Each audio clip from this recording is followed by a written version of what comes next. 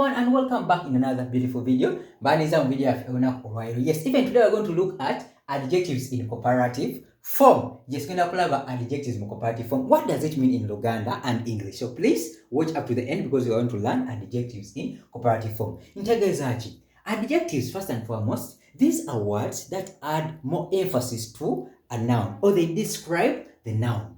Enkozesa. Bw'obuno obugambo tukozesa mu Luzungu n'Oluganda okwongera okunnyonnyola erinnya lyetuba twogerako. So obugambo obunnyonnyola, explaining, okay? Obunnyonnyola erinnya. So a point to note, when you are dealing in adjectives in comparative form, adjectives change because we looked at comparative form, and if you want to know how to use the comparative form, refer to the video above. Oyagala kumanya comparative form ati wagiraba laba video eri waggulu ku box. Okay, so adjectives tugambye obugambo obunnyonnyola erinnya. Okay, words that describe a noun. So tuba tukozesa mu comparative form. First and foremost, comparative form oba onnyonnyola bintu ki oba odiringa bintu bibiri. Okay, comparinga bintu bibiri. You are comparing. Ogeraageranya bintu bibiri. So a point to note, for short and common adjectives. One more time. For short and common adjectives, what do? You are going to add er. A question. What are short and common adjectives? When I say short and common adjectives, these are adjectives that are short in writing. In other words, we'll to chiwandika chimpimpi. For example, tall, olaba si chiwangu nnyo, short, fast. Bino ebigambo bimpimpi. So they are short and common. Okay? Adjectives ezisinga kitegeeza common. So ku short and common adjectives tugenda ku addingako er.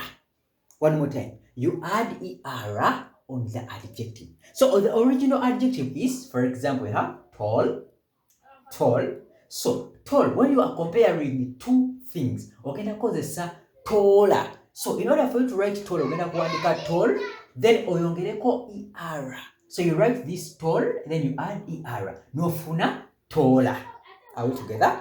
Another example. And taller in Luganda tugamba muwanvu okusinga. For example, Peter is taller than Mike. Ogenda gamba Peter muwanvu okusinga Mike. Are we together? Peter is taller than Mike. Ogenda gamba muwanvu okusinga ku Mike. So taller, muwanvu okusinga. Please take note of that.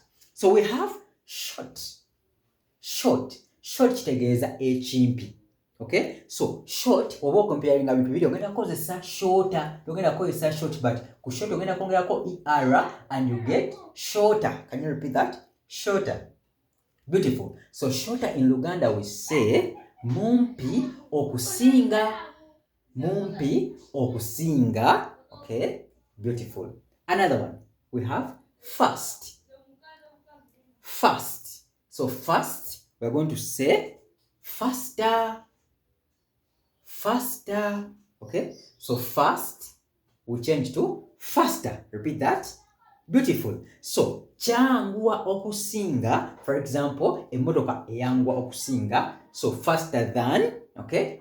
Kyangwa okusinga. That is faster.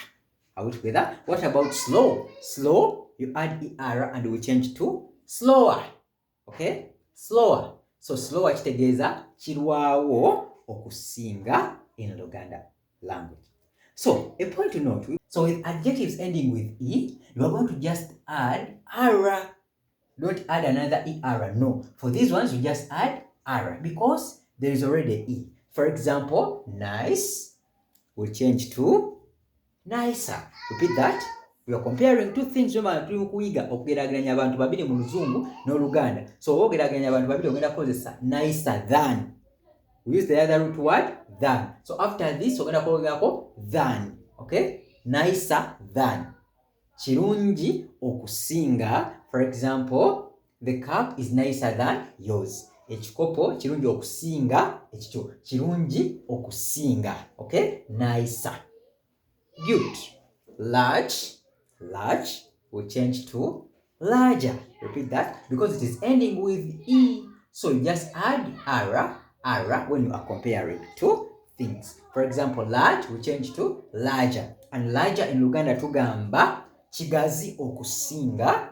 Okay? So it is larger than kigazi okusinga. For example, Enyumba yange ngazi okusinga yo. My house is larger than yours. Is that okay? So large will change to larger. Okay, this is yours for you to try out. Safe. How does safe change when you are comparing two things? So safe, write me your answers in the comment section in English and Luganda. So write safe when you're comparing two things, and you also write it in Luganda. Okay, I'm looking forward to seeing your answers in the comment section. And if you haven't subscribed to the channel is Benny2178. Okay, here we learn English and Luganda language with ease. I hope you've learned something. So let's meet up in the next video. Bye bye.